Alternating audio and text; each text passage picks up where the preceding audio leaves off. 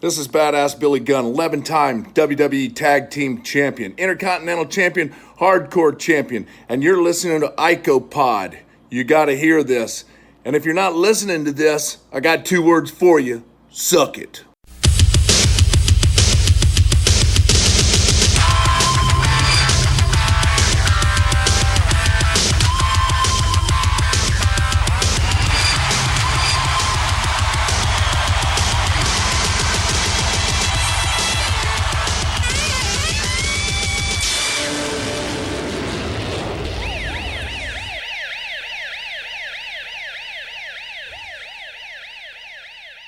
And we're back with episode 93 of IcoPod. I'm Bob Collins Jr. With me, as always, is Austin Skinner. Austin, how are you doing over there in Orlando, Florida?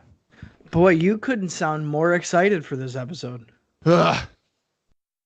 I'm never excited for this anymore. Is that a shoot? That's a shoot, pal. I worked myself into a shoot. Oh, man. Well, no, I got to put... The last couple of episodes, well, last like 4, have been, a bummer. So, if you keep on getting mentally abused by the WWF, you can't really go into it all chipper anymore. Yeah, we're getting doinked hardcore. Yeah. And you're getting doinked, I'm getting dinked. Ooh.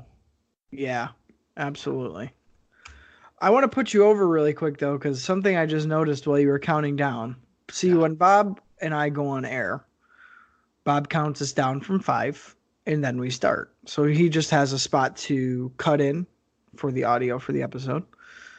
And Bob, your skinny little fingers made me feel like you've lost some weight. Is this true? No, I have not lost weight. I've actually gained weight. You've gained weight. Yeah. So thanks. But I've gained weight. You've thrown a curveball at me here. This is a major swerve. Well, here's the thing. It's funny you say that because I looked at myself in the mirror today and I was like, I don't look much different than, a couple months ago, but I probably gained like 6 pounds. Okay. But like in the stomach, like I don't look too, I don't know. It could be just muscle. Could be. So yeah. The love muscle. The love muscle. Yeah. I don't know. Your beard's also thicker. Yeah, I gotta trim. I gotta trim my beard and I gotta shave my head, actually. Yeah. This is the curse of having really thick and oily hair. I have probably my hair at the longest it's ever been. And fully grown out, like on both sides. Yeah, it's really fucking weird. Yeah. I shaved my mohawk maybe 2 months ago. And I've had a mohawk for 6 years. So needless to say, I feel like I look completely different with grown out hair. I mean, every time I watch an Axl Rotten match, which is pretty regularly because I watch ECW house shows from like 97, 98 often, I feel like I'm watching you wrestle. And it's not you, it's Axl Rotten. But, and we've told that story before that I've been accused of that many times before. Yeah. Well, you never can let that die. So I'm trying. I'll always bring it back. Just don't ever let me die in a Burger King bathroom. That's all I ask. Is that where he died? I'm pretty sure. In a Burger King bathroom? Axl Rotten died. Yeah, I'm pretty sure. There's no way. I'm pretty sure. Come on. Yeah. I know that, speaking of fast food and restrooms, that Tyson Tomko was doing like crystal meth in like Arby's once or something like that. That doesn't surprise me at all. And then he had to go to rehab. He was probably in full gimmick. Probably. Yeah. All right, so you're a bull-faced liar, and I can't believe you would spread such a lie about Axl Rotten. Where did he die? He didn't die in a Burger King bathroom. That's rude, and you shouldn't be saying these type of things. He died in a McDonald's bathroom. Okay? So get your shit right. If you're going to spread such, information, it was not a Burger King bathroom. It was McDonald's in Maryland, February 4th, and it was because of heroin. But that's okay. All we can hope is that in his last few moments, oh God, he was loving it. Wow. Just complete disrespect on the life of Axelrod to say that we can guarantee he was loving it for the last couple of minutes of his life. That is ridiculous. No, to be fair though, I'll take Axel Rotten over Balls Mahoney any day of the week. I'm a Mahoney guy. No, absolutely not. Yeah, No. I think that he was the better of the two. For sure. You just don't like good wrestlers. That's your not to say Balls Mahoney is a good wrestler, but I mean you don't like. Well, technically, I do. You probably like Jim Neidhart over Bret Hart. Absolutely fucking not. You're a Jannetty fan over a Michaels fan. That's debatable. I like me some. You probably like Chris Harris over James Storm. I don't really like either of them. Yeah.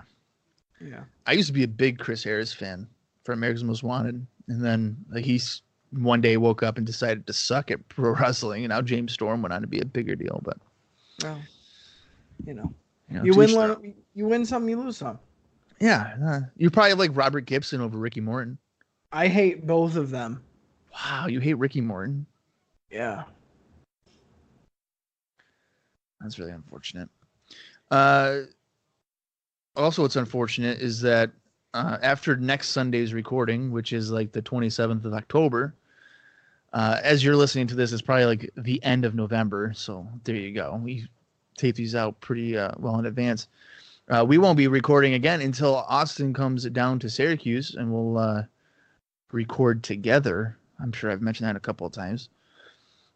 You'll meet Sarah, who's eating some carrots and dip right now. I wish I had someone for her to meet, but unfortunately I do not. I mean, you might, but you just don't want to like bring them, but that's okay. Thank you. So, it's quite all right. There's been a lot of a whirlwind of changes here in the IcoPod family. Jesus, we've lived 40 lives since starting this show. Holy fucking hell. I don't have a mohawk anymore. I live in Orlando. Who the fuck am I? Yeah. So go back to our previous episodes and you can just see how much we have evolved and changed. Wow. Yeah. So when you come down here, I'm sure we'll do a few live watches and whatever. Have a grand old time. But it'll be good to have, I mean, really almost, again, like 2 months off of having to sit down and do anything. This is triggered in my brain. Totally forgot. Speaking of deaths, horrible transition, but I just did it. Mike Campbell got a hold of me, and a gentleman named Jason Omet. I don't know if I'm pronouncing the last name correctly. He recently passed away. Oh, wow. Do you know who I'm talking about? Yeah, he was the real heavy guy. Yep, that was delicate. He was. He was a large gentleman. Well, he was kind of known for that, wasn't he? I don't know if he was known for that, but I think it's part of his gimmick. I'm sorry, Mike Campbell. I don't know what Austin's did he call himself King Kong Spudley or something like that? What? Dude, I'm pretty sure that was his gimmick. He had a gimmick? As long as I had him on Facebook, he did. I have no idea. I got rid of him quite a long time ago, but all right. Well, this is really not progressing the way I was anticipating it. Well, yeah, he recently passed away. I don't know what medical condition he had. I do recall numerous times posting his health updates. This was probably 5 years ago. And his legs would have like open sores and just like oozing out of, Talk about delicate, motherfucker. Holy shit. I'm describing the guy's life and how it was really not fun. I would imagine. I mean, constantly in pain. He had medical bills that, the insurance companies would be like, we're not going to pay for that. It was pre-existing. He's just like, what? So I believe it was last week or so that he passed away. And Mike let me know and said that he was actually an IcoPod listener. Which I didn't know that. And he like was telling me about Jason and said, he was like, yeah, Bobby, he thought you were like, what's the word he used? I can't remember. Hang on, let me see. Oh, he thought I was some kind of troll for something that I had said on Facebook or on 411 Mania in reference to something wrestling related. And I was just like, that's funny because I had literally never had any interaction with the guy. And he thought I was a troll. Well, So, where do we know him from? I technically don't know him. I never met him. He was a 2CW regular. Yes. Yes. But that's where we know him I from. had never personally met him. Was he a Place to Be Nation guy too? He might have been. All right. I don't Well, know. regardless, definitely 2CW.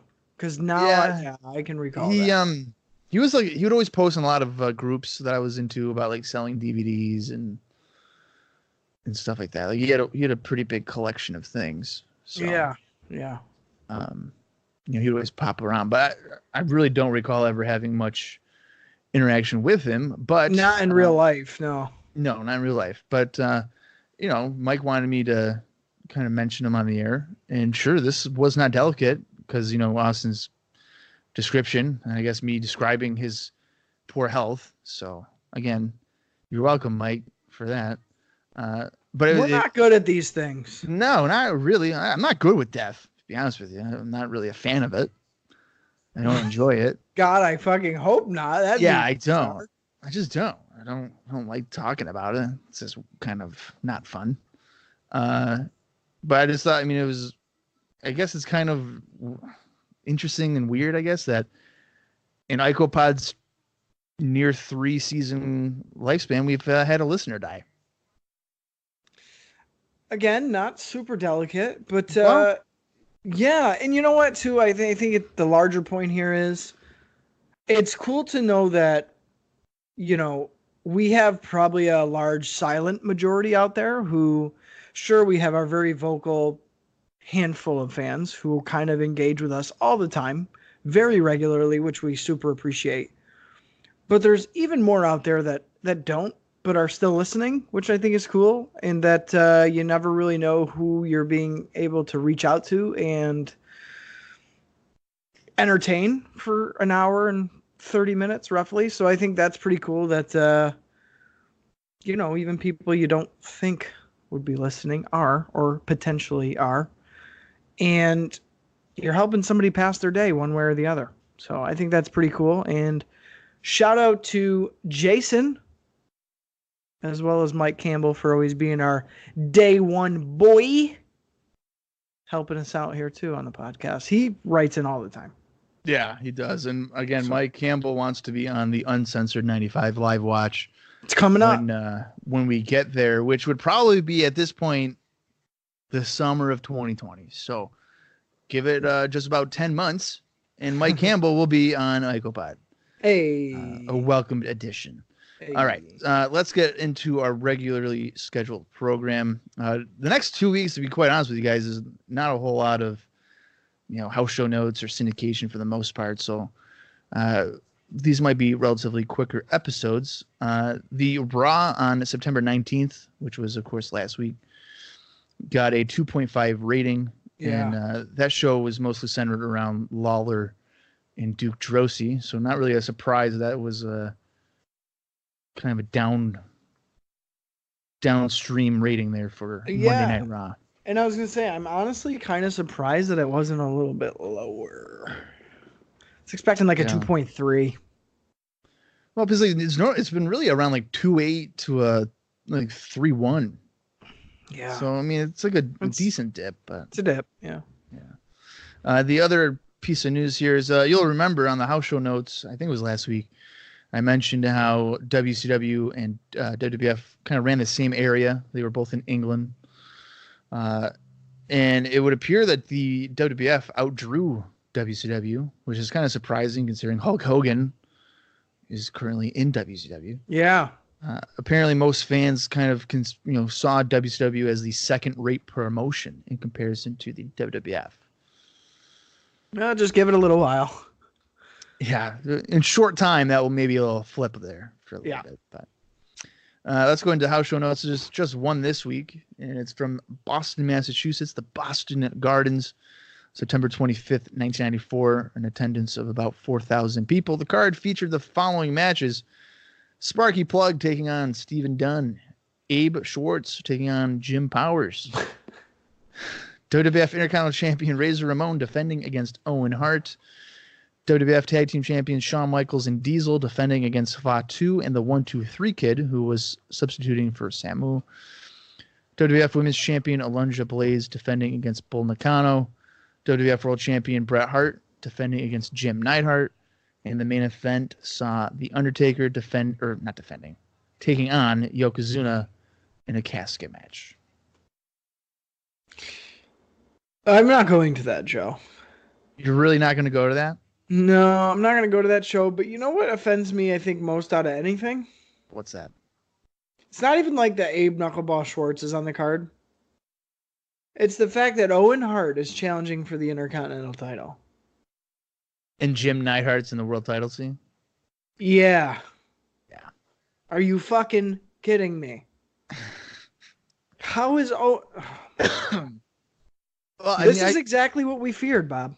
Right. Well, on like the Raw coming out of SummerSlam, they had like the Neidhart squash and everything. It just makes it really come across that they're trying to push Neidhart now. Which I'm not a fan of. It's not going to happen. You can't convince me. I'm yawning just thinking about Neidhart in the main event scene. It's not going to happen. It's just not.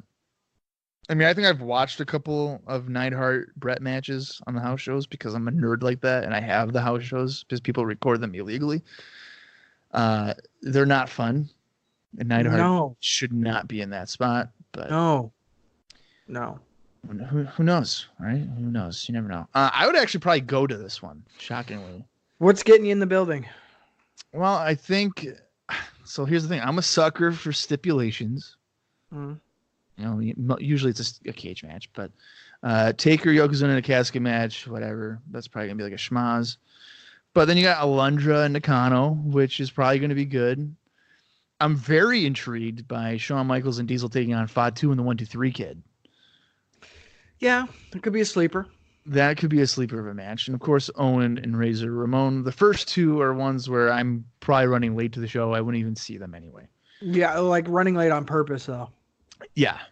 To, like, miss the traffic of the event. Yeah. Yeah.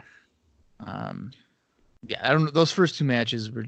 I don't even know why you would put that at the Boston Gardens. Maybe at, like, a Boston high school. Yeah. For those matches, but not at the Boston Gardens. That's kind of a baffling decision, but hey, what do I know? Yeah. Let's go into some syndication. Just two tidbits of information here. On the September 24th edition of Superstars, Davey Boy Smith made his in-ring return to the WWF, where he defeated Reno Riggins. And on the same edition of Superstars, Jerry Lawler destroyed Doink's tricycle and proceeded to laugh about it. So we're going full steam on a Jerry the King Lawler Doink the Clown feud, where he pops balloons and he now destroys a tricycle. So totally tiptoeing and sidestepping away from that. I don't know if I'm excited for Bulldog or I'm not. I'm pumped. I feel like I am, but I don't want WCW Bulldog because WCW Bulldog kind of sucks. So, like, I kind of want WWF Bulldog back, and something tells me that's not the Bulldog we're gonna get, and that kind of bums me out. See, I don't know if WCW Bulldog sucks. He kind of does. I mean, it's tough to. I would say, like, if I was a teacher, I'd give it an NA. It's not a finished product. I can't tell you. He was only there for like 8 months. He had some good matches with Vader. Entertaining. Yeah. And that like pretty much takes up 4 months of the 10. And then the other 6 months is just like, you know, random stuff on Saturday night. It's not a big deal.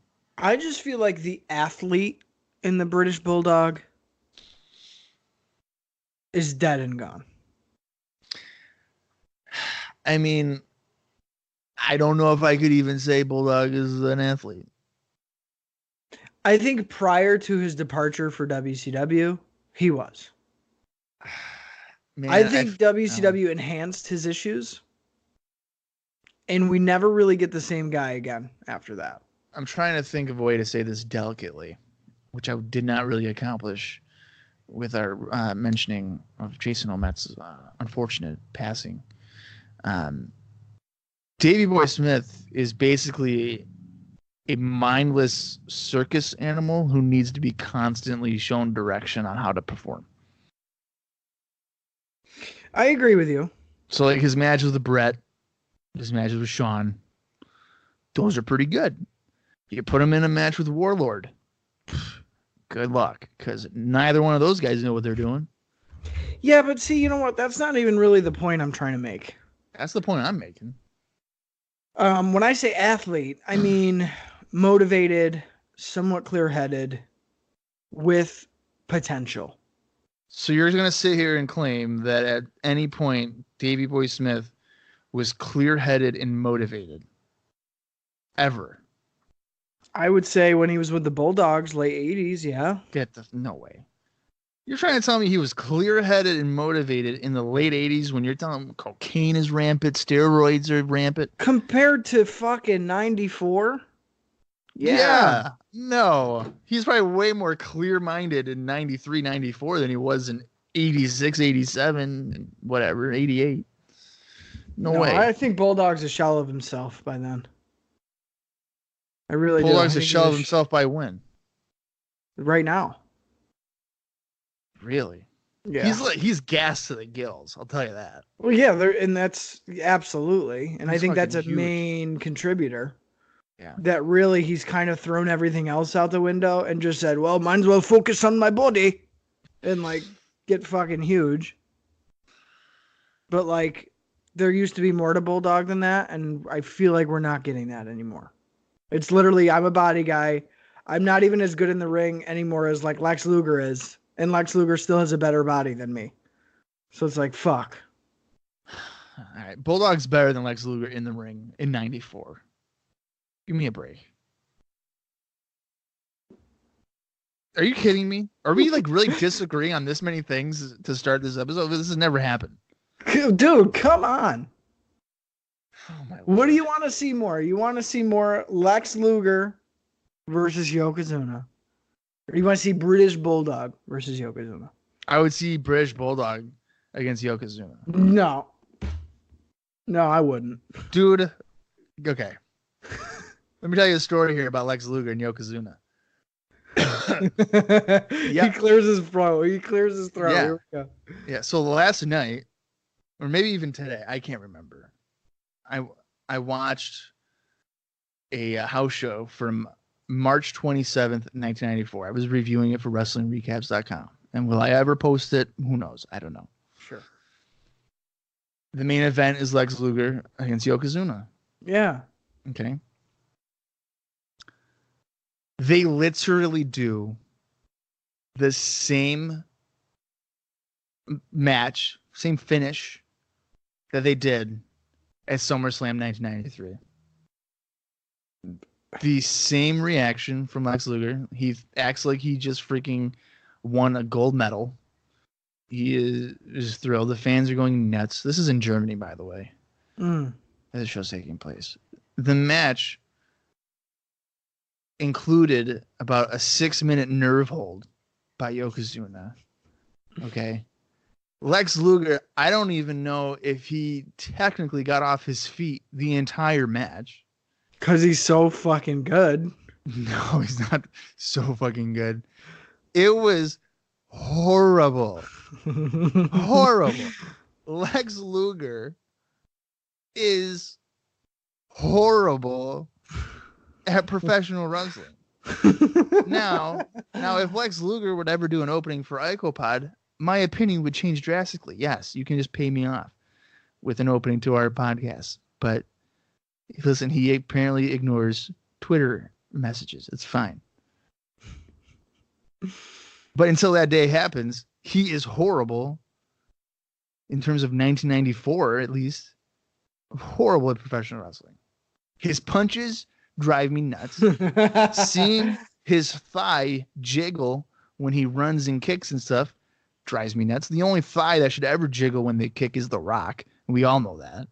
Okay. Never Lex Luger. The Rock is the only one that's allowed to have that happen. Okay. I think right now in 1994, late 1994, I think British Bulldog and Lex Luger are very similar in skill. There's no way. There's no way. I don't know, dude. I don't know. Because like you said, put Lex in with Shawn Michaels. It's gonna be a fucking great match. No, it's not. No, bullshit. It's not. No. You put Shawn Michaels in there with Lex Luger, it is not going to be a great match. Sarah got so pissed off she just left the room. Because she's seen Lex Luger wrestle. And she's like, fuck no. She hasn't seen British Bulldog yet, but she's like, I can pretty much guarantee he's probably better than Lex Luger. You're pissing me off right now. You're legitimately pissing me off. Well, I'm a big... She's even taking the carrots and dip. She is so mad. I don't know where she's going. She's opening the door. She's literally leaving my apartment. Over your nonsense comments. I'm a big British Bulldog fan. No, don't backtrack it now and say that you're a big Bulldog fan. Bullshit. No, I am. You are literally smearing his good name. I just don't think in 94 he has much to offer us. That's all I'm saying. You're unbelievable. I can't. That's all I'm saying. You give me 92 Bulldog at probably his worst mental capacity of all time. I'm still taking 92 Bulldog over 1994 like long hair, not braided, not cornrowed Davy Boy Smith. I don't like 94 Bulldog. Okay, I would take 92 Bulldog as well. Yeah, that's what I'm saying. Yeah, but I'm also saying that he's not clear-headed in 1992. No, he's at his worst in 92. Right, as he is in 87, 88. So 94, he's clear-headed. No, I disagree. I think... By comparison. Regardless, I think pre-WCW run for Bulldog is best Bulldog. I don't think he's any better at any other time than that time right there. As soon as he goes to WCW, I feel like it's fucking off a cliff. And then he never really recovers. I mean, he has a decent 95, 96 kinda. And even a little bit of 97. So you know what? No, this is good. This is great. Because this is going to be the new Tatanka. Okay? You're a Tatanka fan now. Now you're sitting here trying to tell me that Bulldog isn't that great after WCW. It's a good thing that, as you just mentioned, we have about 3 years worth of fucking British Bulldog to go through. Almost 4. Just in WWF alone. Yeah. And there's going to come times, without a doubt, where you're going to be like, holy shit, Bulldog just delivered a great match.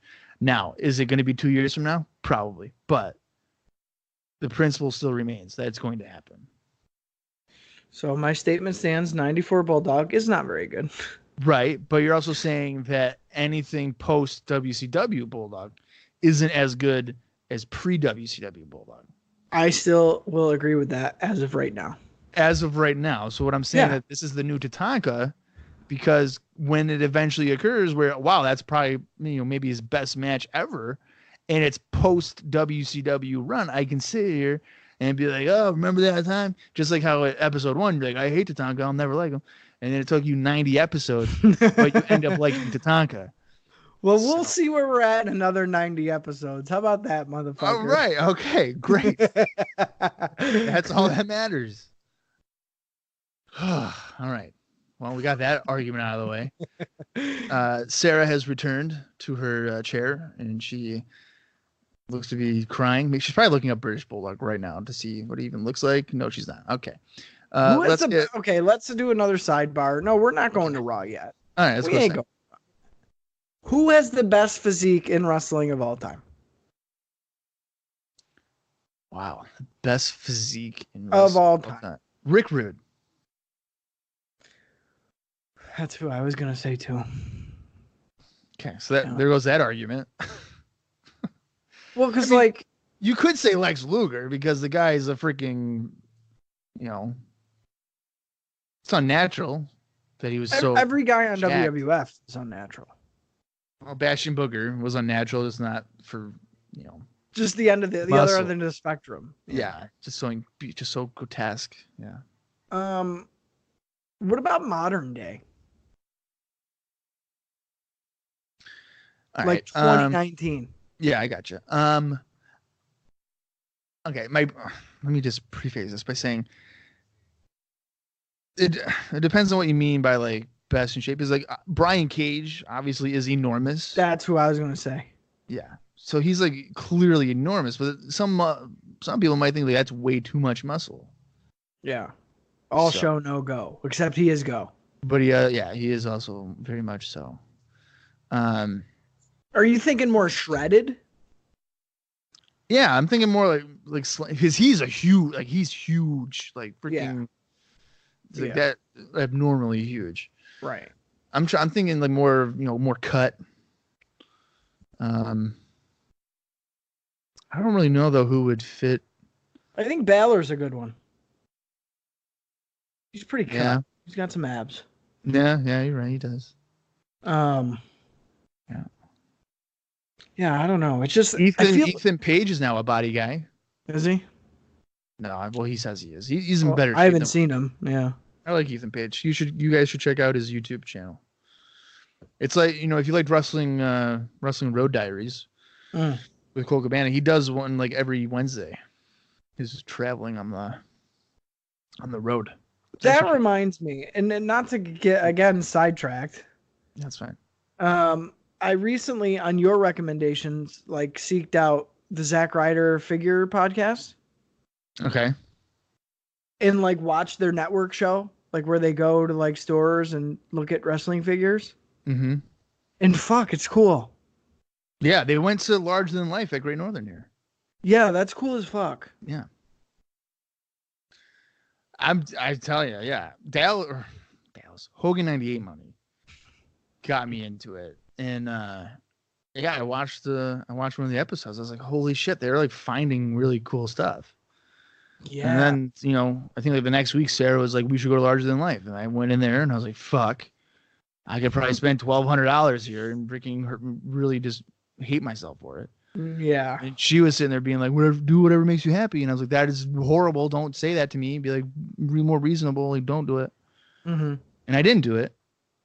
But the second time we went, as I mentioned before in the podcast, I ended up spending like $120. But that's fine. I got these cool, like the small Steiner Brother action figures. Oh, okay. Because I had been thinking I wanted a Scott Steiner action figure. I know he's not going to get one modern because he hates the WWF. Yeah. But I ended up getting that. I think that's fair. But yeah, so I like amongst that. other things. Well, that's for another day. Yeah, body guys, I think we agree. I think Bulldog's in that category as far as like all time, probably. Same with like Alex. Same with like Rude, obviously. Yeah. But yeah, I think 94 Bulldog, that's what we're getting. We're getting a body guy. I think that's why Vince brings him back. Probably doesn't hurt. I mean, the guy, like I said, he's freaking huge. Yeah. He looks like a balloon animal. Yeah. Yeah. So that kind of gives you an idea where we're at. I mean, Bulldog always looked like that, but 94, especially with like his really deep tan, this dude fucking spends hours in the tanning bed, first of all. Probably. But his deep ass tan, it just enhances everything, and he's bigger because he's on some gas for sure. So yeah, that's kind of where we're at with it. Yeah, there's no doubt that there was no drug testing in WCW. Couldn't have been. No way. Yeah. All right, let's get into Monday Night Raw here, September 26th, 1994, Utica, New York, and boy, we are live. It has been several weeks at this point where far too long, yeah. Where we were taped, everything was recorded well before SummerSlam, so now we're back onto a more regular taping schedule for the WWF. I was pretty excited just knowing that. Oh, that's a face mask. I'm watching the Saints Bears as well, by the way. A video promoting the match tonight between Tatanka and the WWF Intercontinental Champion Razor Ramon kicks off the show. Mind you, last week, it was just announced that Tatanka would be wrestling. We didn't know who or anything. Mm-hmm. So it kind of blew my mind that going into the show, we were not made aware that Tatanka was challenging for the WWF Intercontinental Championship. But yeah, here we are. Well, I feel like that kind of pokes holes in the whole weekly episodic television thing. Because, like, maybe they didn't have graphics made, or, like, they weren't prepared for Razor Ramon to be whatever. Yeah. So that's what I chalk that up to. But I think the thing that made me most mad is when Tatanka's coming out here, it's the Tatanka music. He's in the same fucking gear. Like, it just doesn't feel different at all. His energy's way low, of course, you know, because he's like a mean guy now. So he like just walks out and doesn't do any of his taunts or anything. But dude, the fact that he hadn't changed his gear, I was pissed. I knew you were going to be pissed. I was pissed. I wanted him to come out with a fucking shaved head, like fucking crew cut hair, black trunks, black boots, wicked serious, like totally different guy. I wanted Ted DiBiase to say, listen, do not call this man Tatanka anymore. I want you to call him Bill Collector. Oh my God. And this is Tatanka now. That's what I fucking wanted. That's not what we got. No, I was pretty bummed out too that it was just Tatanka, just more pissed off and not as fun. Yeah, because Tatanka, same gear, like you said, everything. Well, and the only thing that gets Tatanka over is the fact that he's fun. Right. Like, you're not cheering for like a melancholy Native American. You're not invested in like a sad Native American. You want him to be fun because that's the gimmick. That's pro wrestling. If he's in a fucking Native American, like, cliche ass stereotype outfit, you want him to be fun. Right. That's just my feeling on it. I agree with you, and that's exactly how I felt. But let me just backtrack here and lead us into that.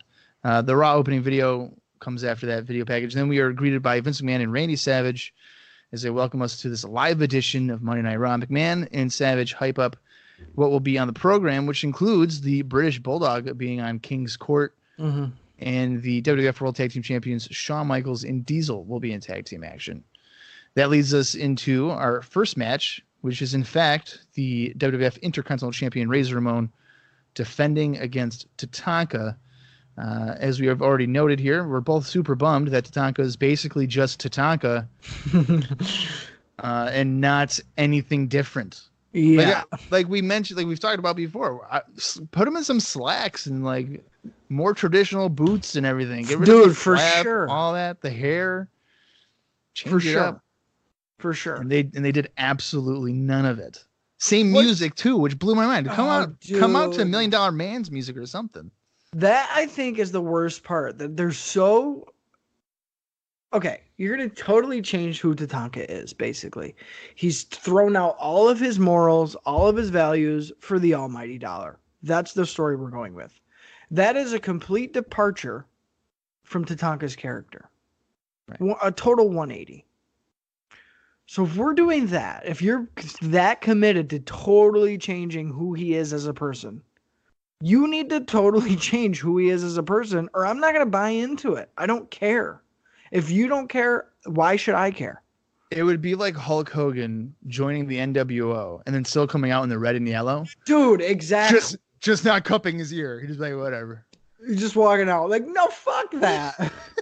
Right. Fuck that bullshit, dude. Come on. That's a perfect example. Perfect. That's exactly what it is.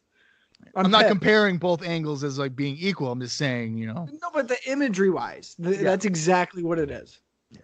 And that's why I was bummed out, because I knew what it could be and how like, oh shit, this is like a totally different guy.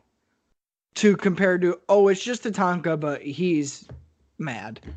He's Like, okay. frowning now all the time. Boo-hoo. He's sad, Tatanka. I'm like, That's no, perfect. what the fuck? That's just great. Yeah. That's terrific. All right, let's get into the action here. Tatanka attacks Ramon from behind with right hands, and he chops away on the champ in the corner. Ramon battles back with a few strikes of his own, and he sends Tatanka back first into the corner a few times, followed by hip toss and clotheslines that send Tatanka over the top to the floor. Tatanka knee lifts Ramon a few times and delivers several overhand chops across his back to gain the advantage. Tatanka nails Ramon with several forearms to the lower back. Ramon comes off the ropes and punches Tatanka a few times before Tatanka drops Ramon with a short arm clothesline. He stomps away on Ramon. Ramon blocks the backdrop and face plants Tatanka, followed by a series of shoulder blocks. Ramon controls Tatanka on the mat with an armbar. Ramon switches into a hammerlock, but Tatanka elbows out of the hold rather quickly. Tatanka chops away on Ramon and connects with a scoop slam, followed by an elbow drop coming off the ropes for a 2 count. Tatanka continues his attack with overhand chops, but Ramon is able to toss a charging Tatanka over the top rope to the floor. Ramon punches Tatanka off the ring apron a few times, preventing Tatanka from getting back into the contest. Tatanka ducks a right hand and drops Ramon throat first across the top rope. Tatanka stomps away on Ramon for a few moments, knocking him to the floor. Tatanka chops Ramon as Raw goes to commercial. Tatanka continues his attack on the floor by ramming Ramon back first into the apron several times. He then scoop slams Ramon back into the ring, leading into a 2 count. Tatanka back elbows Ramon as he comes off the ropes. Abdominal stretch is locked in. He grabs DiBiase's hand to gain some extra leverage. Tatanka's forced to let go of the hold. Goes back to stomping away on Ramon. Ramon comes off the ropes and is able to get the abdominal stretch on Tatanka, but Tatanka hip tosses out of it. Tatanka misses a standing elbow drop, and both men struggle to their feet. Stop having so much fun with this match. There's just so much strikes. Ramon with a series of right hands, and he knocks Tatanka down following a discus right hand. Ramon crouches Tatanka on the top rope and connects with a back suplex. Holy crap, a wrestling move. DiBiase gets on the apron as Ramon signals for the end. Ramon goes to the floor and is attacked by Tatanka from behind. We see that Lex Luger has come down, and he's attacked by Bam Bam Bigelow from behind. Tatanka sees this, and he attacks Luger as Ramon rolls into the ring. Tatanka is more focused on attacking Lex Luger. This allows Ramon to win the match by countout. After the match, Razor Ramon runs up the aisle, and he helps Luger fighting off Bigelow and Tatanka. Okay, so as you could probably tell by my reading of this, I was bored as hell because it was mostly just rest holds and then right hands and overhand chops for the most part. Secondly, I don't know why you're booking this match at all, because you're not going to have Tatanka win, and you're not going to have Razor Ramon lose the belt. So why are we booking this? It blows my mind. I don't know why they keep on doing this, where they're booking themselves matches that realistically we're not going to get a clean finish, because you're not going to have Razor pin Tatanka clean here, or at all. He just turned heel officially, and having him lose to Ramon in any capacity would be horrible. You're not going to have Tatanka win the belt, because that would be horrible for Ramon, who's arguably your second or third most popular guy behind Brett and Taker in some aspects. So this is probably an example of, they're two known names and maybe we'll pop a rating or something. Unfortunately, this match sucked. And it probably didn't help that they didn't change anything about Tatanka coming out of the heel turn. What did you think of this match, Austin? I tend to agree with you here, Bob. I think realistically what this should have been is Tatanka coming out completely different against an enhancement guy and not necessarily getting a squash, having a decently contested match where he's able to show off maybe some new moves as a heel, show off that he's willing to rake the eyes or use the ropes for leverage or what have you, and then win. And that's it. That's what we needed. It's not what we got. So I think, like you said, I think it's just a bad booking move to have Tatanka and Razor go against one another when you know you're fucked with the finish. It's a lose-lose either way. So I definitely agree with you there. I do think, and I think it was very obvious that when Tatanka was in control, you could just feel the momentum of the match slow down considerably. Yeah. I feel like he doesn't really know how to work heel. I didn't really see too much of a difference. He was still almost fighting as like an underdog, which I don't think should be the case. I was just waiting for him to go on the warpath or war dance or whatever. Yeah. And then be like, wait, what? What is going on? Like, would the fans boo it? I don't know. Because I feel like Hogan, even when he went heel, he's still like kind of hulked up. Yeah. And fans were just like, boo this guy, he sucks. But like, I don't know.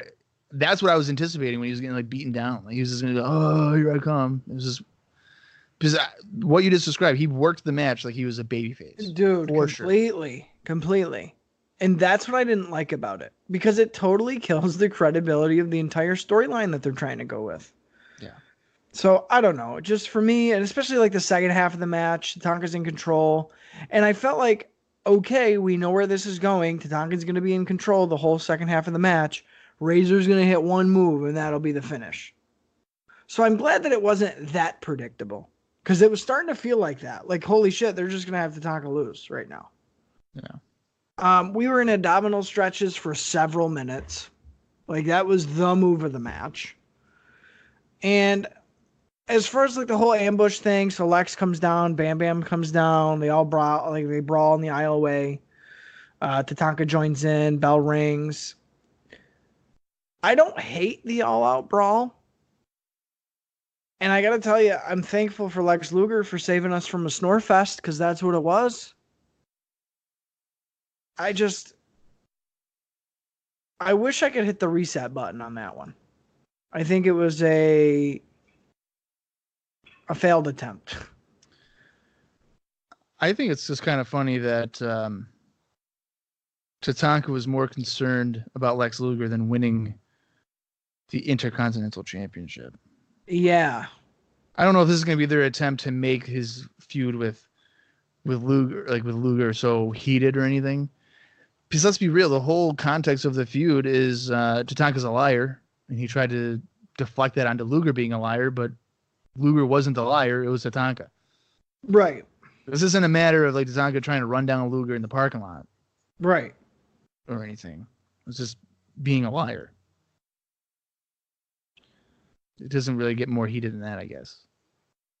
Well, and not only that, you got to think. The angle itself with the two guys involved, I think is a hard sell. Well, they were best buds that we never knew about. That's what I'm getting to. Yeah. There's no extending circumstances. We just figured out these guys were friends 2 months ago. Yeah. Now you're telling me they go way back. Yeah. So I don't know. I think it's shaky at best. I think they could have really done something special here as far as presentation of Tatanka in this new heel role. And instead they played it safe, because odds are Tatanka's not going to be a heel for very long. You don't think so? No, that's what I'm picking up from this. That they're not willing to completely change the gimmick, because odds are they're going back to the well, and it's going to be sooner rather than later. That's interesting. That's what I'm picking up. Maybe DiBiase gets frustrated with the guy and he just kicks him off? Or something like that, yeah, to whereas Lex is able to talk sense into him or something like that. I don't know. I don't see it lasting long if they're not going to be willing to commit to making it last long. Oh, that should be interesting to see how that plays out. I never really thought about that. I thought maybe he'd just be there for the long haul. If they were to tease maybe Luger talking some sense into him, that might add something to it, you know. Yeah. Especially if the time is like, oh, this is working. Yeah, maybe you're right. Right. But we'll see how that plays out. Vince McMahon and Randy Savage talk about what we just saw between Razor and Tatanka. And then we go into a video from WWF Superstars where Paul Bearer and The Undertaker cut a promo on Yokozuna.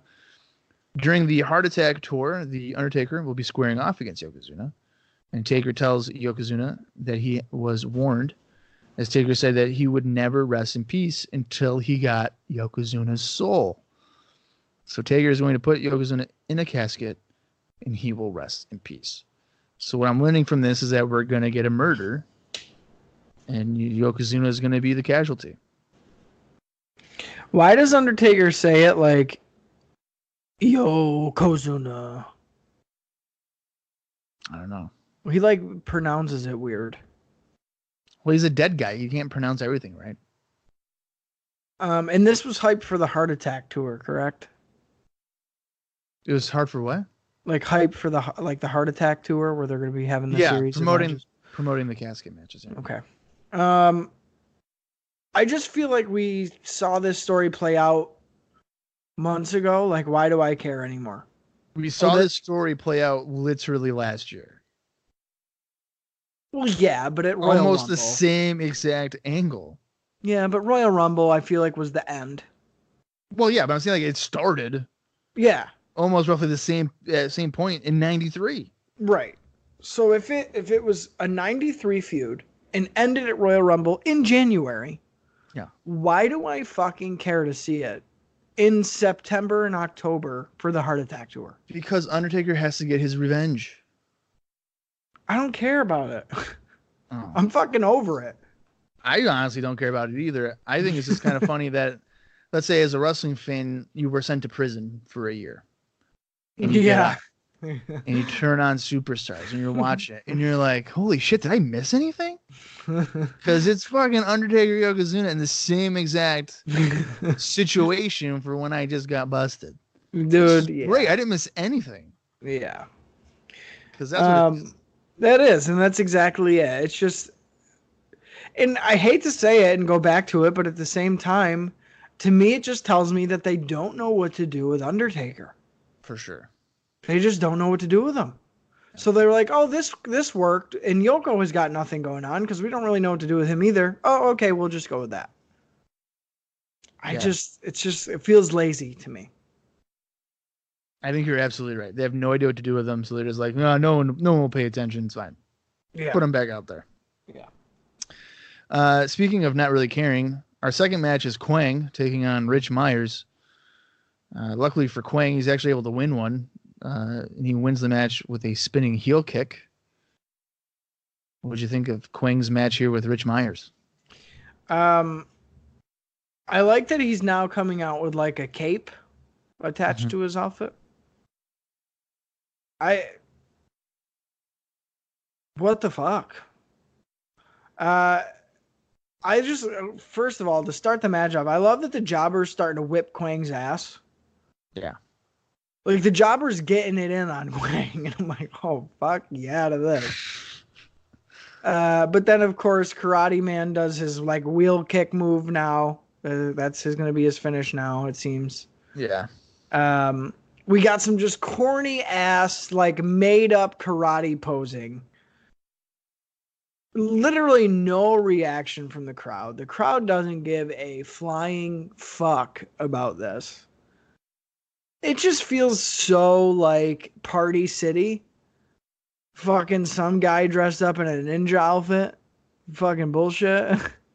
It's just not What's good. wrong with that? Come on. It's just not fucking good. Yeah, poor Quang. I think he was given a gimmick that had no chance in hell of succeeding. No chance. Maybe in WCW. Like, I could see that maybe getting over in WCW. He would probably be the TV champion right now. That's what I'm saying. If he was in WCW. I mean, we had you had the I want to be Tatanka guy. And then you would have just had this guy too. Exactly. What was it? Charlie or Jim Charlie Steele? Norris. Charlie Norris. There you go. Boom. Yeah.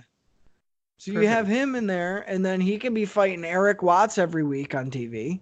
Perfect. It's fucking done deal. Sign me up. But instead, he ended up in the WWF, and we all wish it didn't happen that way. But guess what? It did. So hopefully this is like on its way out. I thought for sure Undertaker killed this fucking guy, and like we're not going to see him ever again. That's what I was thinking, but apparently not. But no, we have to suffer some more. So if we're going to suffer, our listeners are going to suffer because us talking about it, it's fuck them. Fuck Quang. I want the jobber to beat Quang and pin him 1, 2, 3 clean. Done. That might actually help Quang more than the jobber. I think the crowd would fucking explode. You want to pop the crowd. You want to pop a rating. Have Quang get pinned on your fucking TV show by a job guy. Yeah. Because damn it. Yeah, I don't know if that would really help the jobber at all, but it's okay. Jerry Lawler makes his way down to the ring for another lovely edition of King's Court, and he wants to talk about pets this week. He mentioned that there is a new dog in the WWF, and that dog is the British Bulldog. The Bulldog. Bulldog seemingly gets his cue, and he makes his way out to a small pyro display. Lawler is whistling at Bulldog like he's an actual dog. And then Lawler cracks a few dog jokes. I mean, it's Jerry Lawler's sense of humor, so insert your own Jerry Lawler dog joke here. And that's probably what he said. Lawler turns his attention to Diana Hart and asks if it was puppy love when Bulldog met Diana.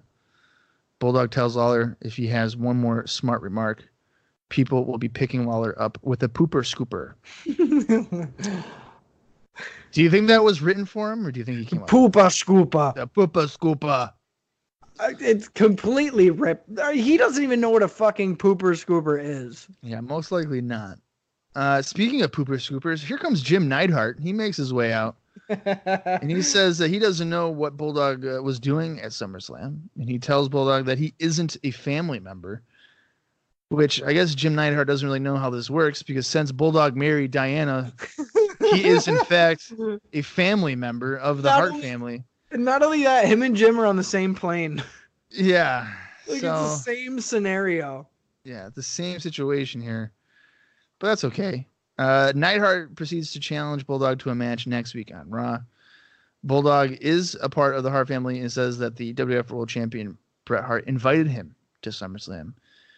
Bulldog then accepts Neidhart's challenge for next week. Neidhart tells Bulldog that he just made the worst decision of his career. See, Austin, going to WCW wasn't so bad.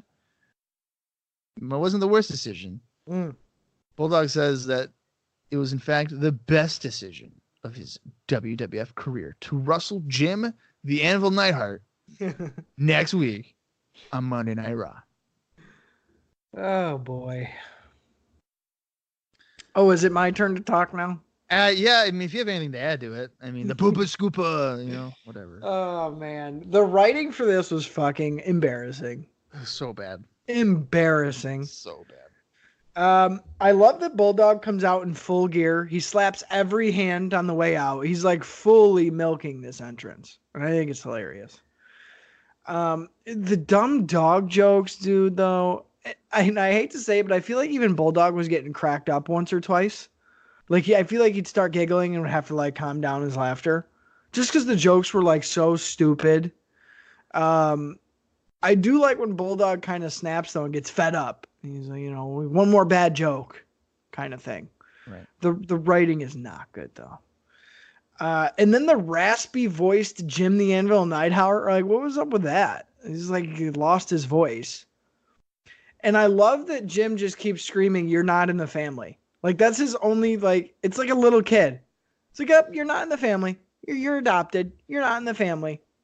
It's so funny. And these two are just absolute boneheads when it comes to being on the mic. So it's going to be something special. Well, that's why it blew my mind as, like, why are they doing this? Exactly. And I like that that like Bulldog's music kicks in really super early. Because, like, that's definitely their cue to, like, okay, you're done. But both Jim and Bulldog grab the mic like 2 or 3 more times as the music's playing, and they're like screaming over the music to like try to get their last word in. So I think it was funny here. I don't think that having Bulldog on King's Court was the best idea as far as like getting him back into the picture. I think they could have easily done a Vince McMahon sit down interview with British Bulldog, and it would have came off way better. And even have Jim, interrupt those or something. Yeah. Like they're sitting in the empty arena in the ring, like they do that all the time.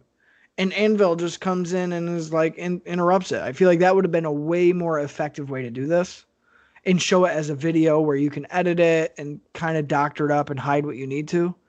Instead of having these two boneheads go out there and make stupid dog jokes and like argue about who's in the family and who isn't. You probably could have done this on a taped episode instead of the live one. Yeah. Still have it in front of the crowd, but just tape it, and then you can chop it up as maybe you need, but yeah, doing it live, you're pretty much screwed. So yeah, and it was blatantly obvious. So yeah.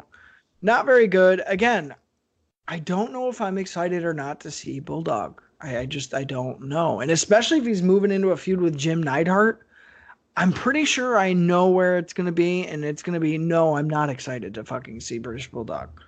So hopefully this is a very short-lived thing. Yeah, I mean, I'm excited that Bulldog's there. I'm not excited that he will apparently have a feud with Jim Neidhart. But Bulldog adds, I think, much needed star power. I agree. Star power is needed, yeah. So I think that's a pleasant addition. Although I think they need more heels. I mean, they're really heavy with like big baby faces. They need a couple more heels, I feel like. But Vince McMahon and Randy Savage hype up a women's tag match that will see WWF Women's Champion Alundra Blaze teaming with Heidi Lee Morgan to take on Bull Nakano and Luna Vachon. I believe that's taking place next week. And then we see footage from last week where Bob Backlund used the chicken wing submission on WWF magazine writer Louie, which caused Vince McMahon to lose his shit and go after Bob, and then Randy Savage got in there as well. And I believe they give an update on Louie at some point during this show to let us know that he's okay.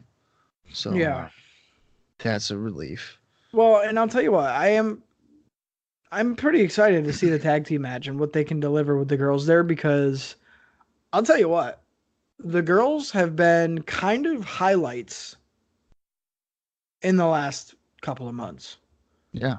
Like definitely hidden gems, definitely almost worth seeing every time. So I don't know, man, a tag team match, that's going to feel different. So I'm looking forward to that. And I think that makes for a pretty big match next week. Because it seems like lately the girls will get kind of TV matches, but like it's hyped up for the pay-per-view. Okay, like this is the match. But then their TV matches end up being really fucking good. So I'm looking forward to that. And to kind of switch back gears to the Bob Backlund thing, I think it's an interesting character analysis that they're doing with Bob. Mm-hmm. But the fact that it's Bob Backlund for me kind of kills it, because I know no matter what in the ring, I'm not going to care. The character can be fucking 200% cool, but if he's 0% cool in the ring, that's dragging it down way under 100% for me, and that's better than some Scott Steiner math right there. I agree with you about the character thing. I think the character work with Bob is awesome.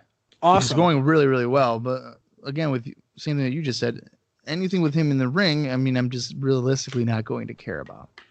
Yeah. I was tricked once at the 1993 Royal Rumble. And I am not going to get tricked again. Yeah, so needless to say, I don't know. I'm interested in the angle because, again, it feels legit. Yeah. But I don't know, man. When he's in the ring doing amateur wrestling shit and doing his whoa, whoa, whoa thing, like, I don't give a fuck. Yeah. Let's go to our third contest. It's the 1-2-3 kid. He's taking on Kenny David.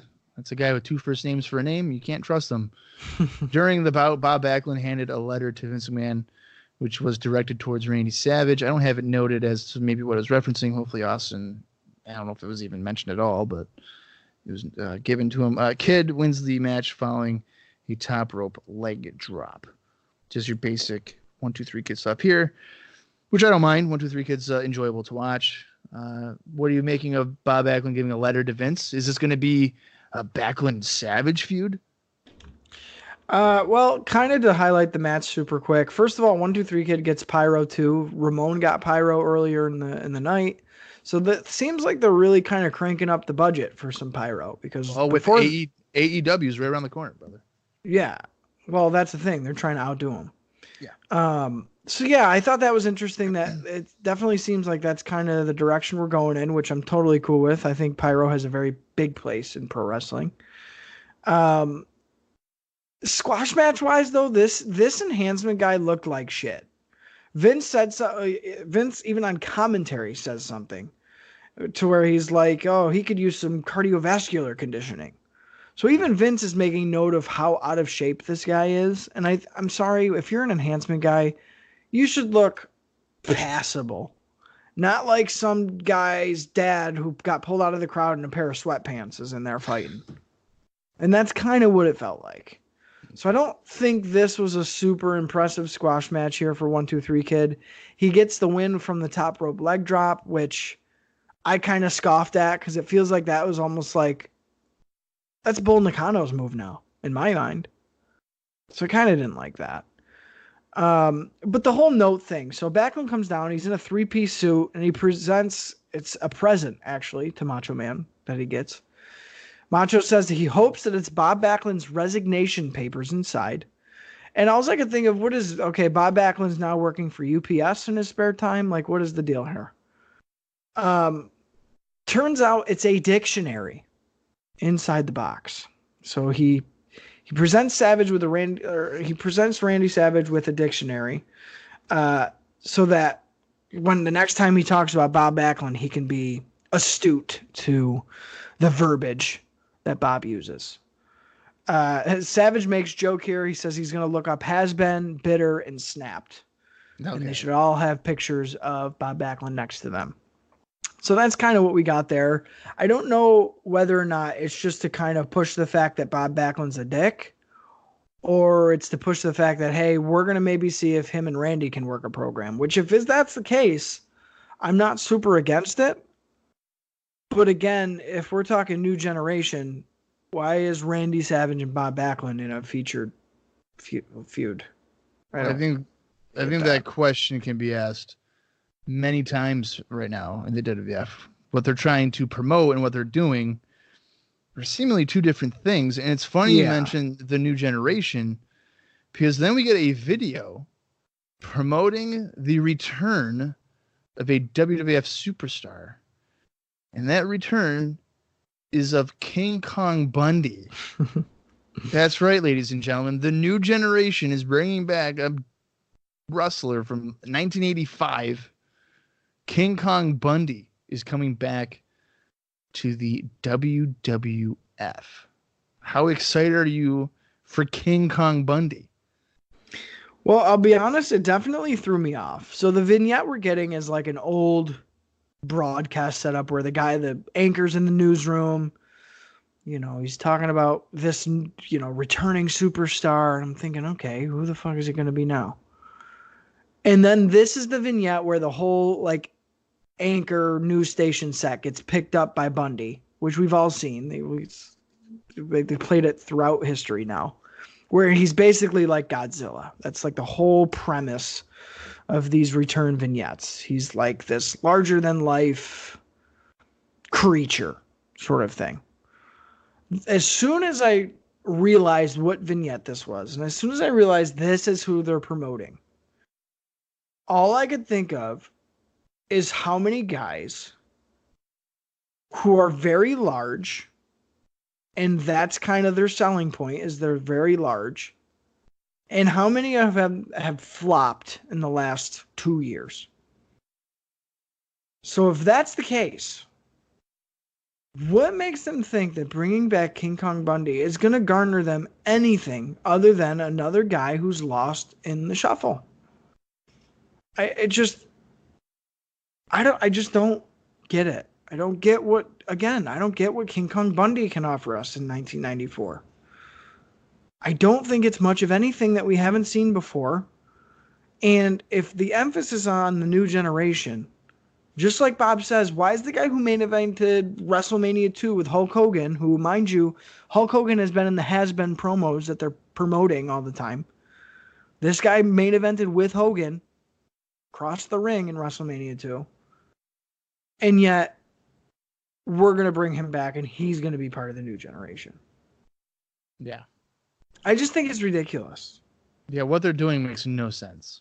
It's totally contradictive to the whole campaign, their whole marketing scheme, their whole rebrand.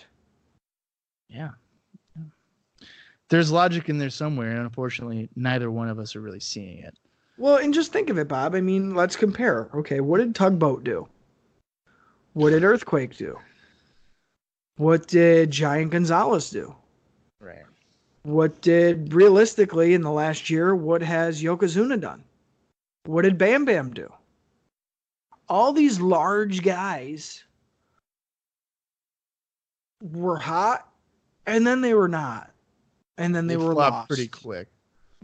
Mr. Hughes. What did Mr. Hughes do? Right. Yeah, he was there for like, what, a month and a half?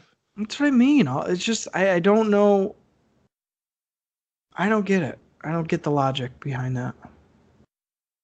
Maybe they just don't know how to book a big man anymore. They have their big man, and it's Kevin Nash, and he's kicking ass. They just need to leave it at that. That's new generation big guy right there. Yeah, I guess you're right. You know?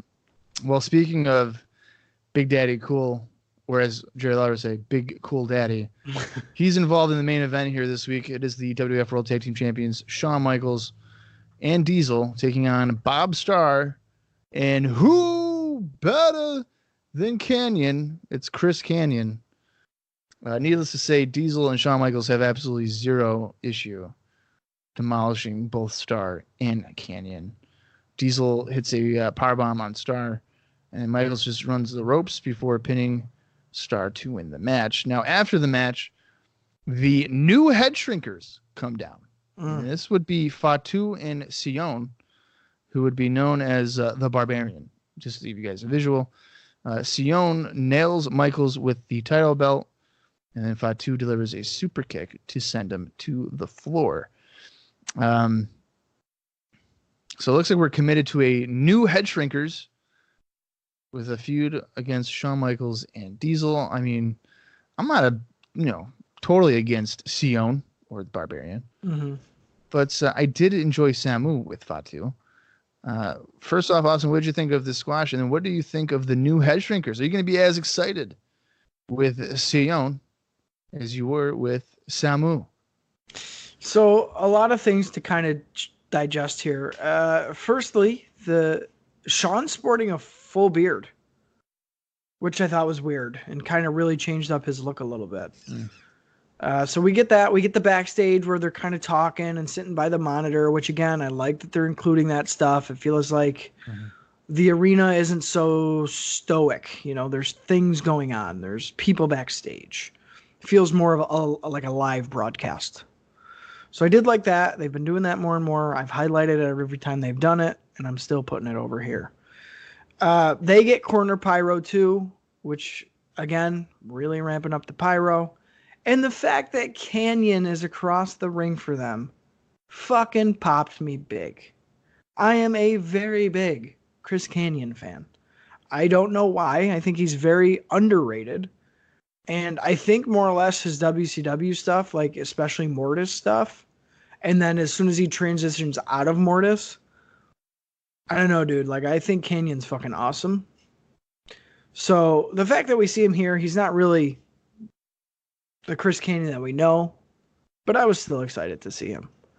So we get that. Canyon's selling like crazy for Shawn Michaels, even better for Diesel. I think it made the world a difference. Diesel's looking like he's laying his shit in, and the champs are working great as a tag team. I think, like I said before, as bad of timing as it was, them just ripping the belts off of the head shrinkers, I do think Diesel and Shawn are a highlight of the show as a tag team. Shawn's dropping an elbow here and then turns to Savage and gives him a smirk, which I kind of liked. These guys definitely give jabs to each other, which I think is fun and kind of like a cool what if, because we all know the backstory of Savage wanting to fight Shawn Michaels at WrestleMania before he was forced to basically retire in the WWF. I got to say, though, I don't like Diesel's haircut. He was kind of keeping it really wet and like short this match. And I think that his long over-the-shoulder hair look is way better. So I don't know. That was just a little nitpicky thing that I noticed. I do like Diesel hitting the jackknife, Shawn tagging in to do the elbow off the top. You know, I think that was cool. Shawn being a cocky bastard, just knocking Canyon off the apron after the bell rings, just for like good measure. So yeah, man, I don't know. I'm into the tag champs here. I enjoy their stuff. I think they're working very well as a tag team, and you can tell they're just out there having fun. And are they having fun at the expense of other tag teams? Yeah, probably. But it still makes for entertainment viewing. So I'm into that. Sure. Post-match, though. So to talk about Fatu and now Sion.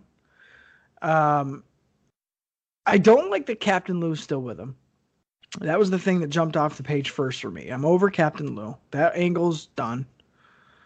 And I really don't like the explanation of where Samu is. So Captain Lou basically tells us that Samu ate bad fish, so he couldn't be here tonight. He's back in Samoa or whatever, recovering. He says it's only a matter of time before Samu is back, but in the meantime... What in the hell is that noise? But in the meantime, sorry, I don't know. There's like loud noises in my apartment. I think my cat's fucking with shit. The head shrinkers are there. Yeah, they're literally knocking on my door like, "Oh, you're talking shit." But in the meantime, we get Simone here, or whatever his name is. Sion. The only reason I'm kind of bummed is it kind of feels like they're playing with the secret sauce here. I think the head shrinkers were fucking perfect. Perfect team, complemented each other very well, looked awesome together, very similar looking, which I think is cool for a tag team if you could pull that off. Mm-hmm. And then we're supposed to just accept this new guy out of nowhere. And like I said, it just kind of feels like you're messing with the formula a little bit. I'm not totally against it because this new guy seems like a badass. But at the same time, he has boots on and Fatu doesn't. He's wearing long tights and Fatu isn't. It's different and I'm a little hesitant. But I'm willing to give it a chance. I would have laughed if they had just kind of referenced him as Samu. Well, they call him the cousin, I think. Yeah, but what if they just were like, "Oh, here comes Samu"? Man. I wonder how many fans would have been like, "Well, I mean, there were people that fell for the fake Undertaker." Well, he cut his hair, so that could be him. He's got a goatee now. All right. Yeah, man. I don't know. That would have been pretty funny. I would have tried it. That would have been pretty funny. But yeah, I don't know. I don't hate it. I don't love it. I'm kind of in the middle of the road. I'm interested to see where they're going to go with it and how they're going to be a different I almost wish that it was not a different name, but I don't think you should just call him the Head Shrinker still. I don't think Samu is interchangeable. No, you just add a new in front of the name, and then you're good. New Head Shrinkers. Yeah. Literally, that's all you got to do, and you're good. Yeah. So I don't know. We'll Cat's still out of the bag for that one. I like Sion. I think they might be all right. Yeah, no, I'm willing to give it a shot. Yeah. I'm willing to give it a shot. I like that Sean and Diesel come back. They gotta, Sean's got to hold Diesel back from attacking the Head Shrinkers who were being interviewed at ringside. I thought that was a nice touch, and maybe a continuation of, yeah, we're the ones who stole the belts from you, so we should probably have a feud with you, instead of pretending that didn't happen.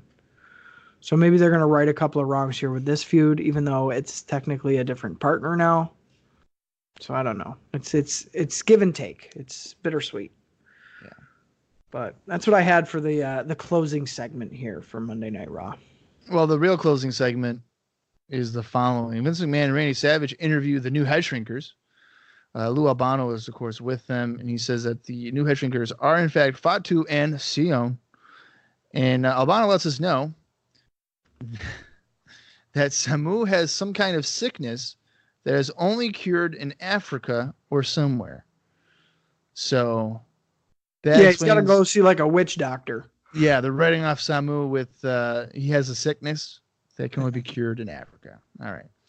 And as you mentioned, Shawn Michaels is trying to hold Diesel back from getting at the new tag team, and that closes out the program this week. I'm going to say this was pretty lackluster to me.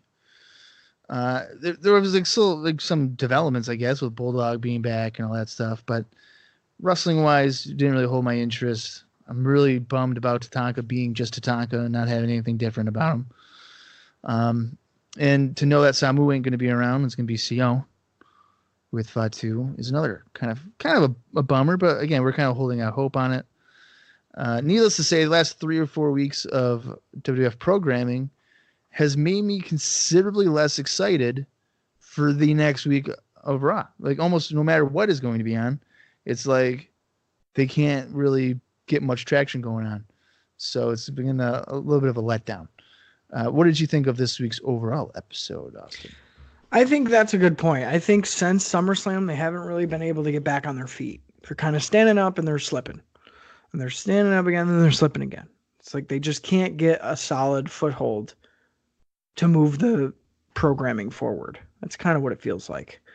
I'd say this episode is definitely a mixed bag. I mean, 1, 2, 3 Kid looks good as always, despite being in there with a schlub of an enhancement talent guy. Shawn and Diesel are the shit. We see Canyon here making his WWF TV debut. Bulldog making his WWF Raw return debut triumphantly, despite it being rather lackluster. He's here. We have something to maybe, hopefully, look forward to in the future. Just the randomness of the head shrinkers, I think. I wish we would have gotten a little bit more backstory before they kind of came out. Even a little bit of hype for maybe a new member. Or like vignettes from back home. Or something like that. Yeah. And then the fact that we have to put up with Quang a little longer. Just fuck, man. That's what I mean. A mixed bag. Ups and downs. But overall, I would still say that this episode of Raw, despite being live and from Utica, New York, Bob's backyard, it's skippable.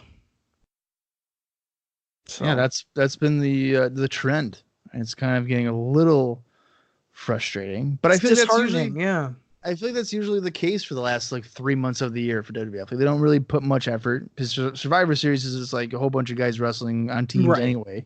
Right. So we always have to power through it. But yeah, it's getting a little bit of a chore.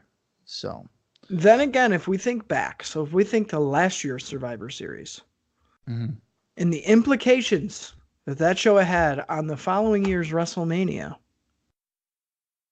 Hopefully, 1994's Survivor Series has some cool developments because odds are that's going to be a preview and or lead-in to WrestleMania 11. I can't believe we're marching on to WrestleMania 11 at this point. Yeah. Kind of blowing my mind. You got anything else for episode 93, Austin? Or should we just kind of mercy kill this episode? I say we make like a British Bulldog, grab the poopa scoopa, and sweep up this episode because we should probably get to next week. All right. Well, hopefully next week we're both still here and neither one of us are replaced by our own Sion. For Austin Skinner, I'm Bob Conley Jr., and this has been IcoPod. You gotta hear it.